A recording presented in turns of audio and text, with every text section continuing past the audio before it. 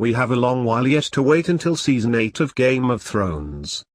The final season of the HBO series hasn't even started shooting yet, and there are some rumors that given the time it will take to make 6 supersized episodes, the 8th season won't premiere until 2019.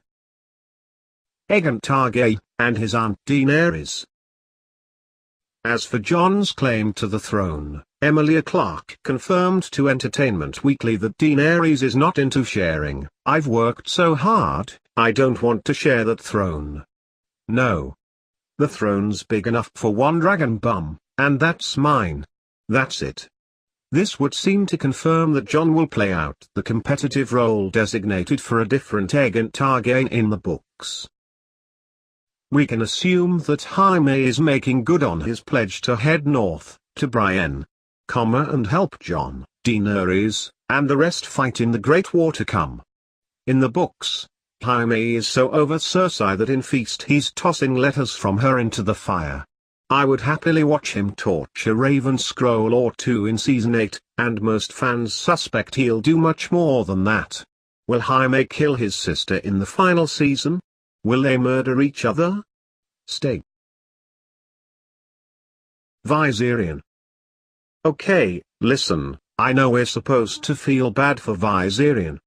He died and now has to spend the rest of his days in evil thrall to the Night King.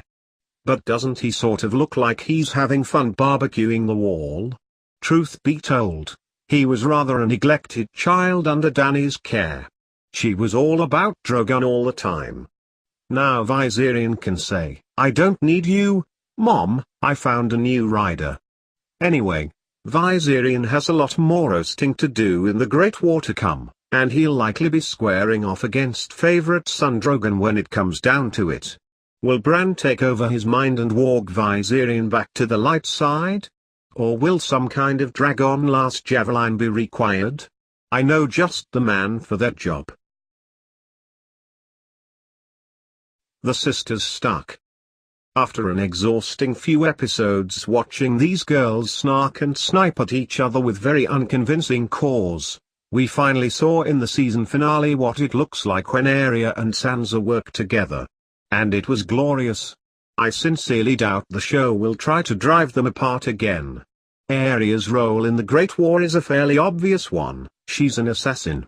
Will she carry out a big murder mission next year while wearing a familiar face, or will she and her Valyrian steel dagger go straight for the Night King? The Brothers Clegane. I personally gave up on the Clegane Bolfan theory years ago.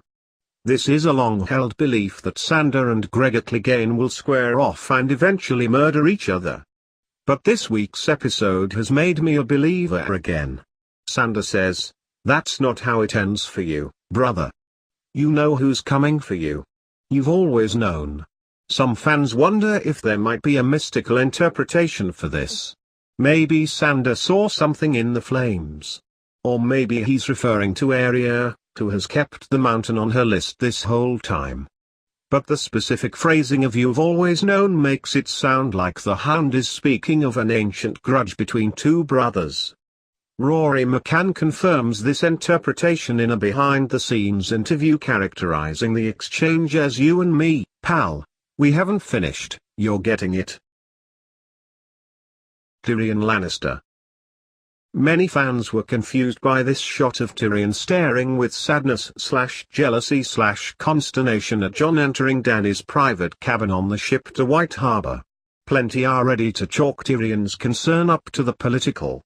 He was already exasperated with Jon's lack of political savvy in the Dragon Pit and likely feels the king in the north is the last person who should be wielding influence over Dany. That's his job. He also might get even more frustrated if Jon ends up riding one of the dragons. That's been Tyrion's lifelong dream. But there's also, potentially, another wrinkle that may inform what Tyrion is up to in Season 8. Samwell Tarly and his new pet Avon. It will obviously be Bran who breaks the bad news to everyone. He was watching the Night King take down the wall, after all. Man, Bran will have a lot to say in Season 8, given that he's also sitting on all that Aegon, Rhaegar news. I confess, I'm not sure entirely what Bran's role will be in the war. Will it be taking control of Viserion? Maybe. But more likely, Bran will be deployed to be the occasional information bomb, as Vice termed it in the behind-the-scenes video. Frustratingly, Bran both knowing everything and not really knowing what he knows means that there will be no consistency to the way his information funnels into the show. Basically, he's an exposition tool. Thank you for watching.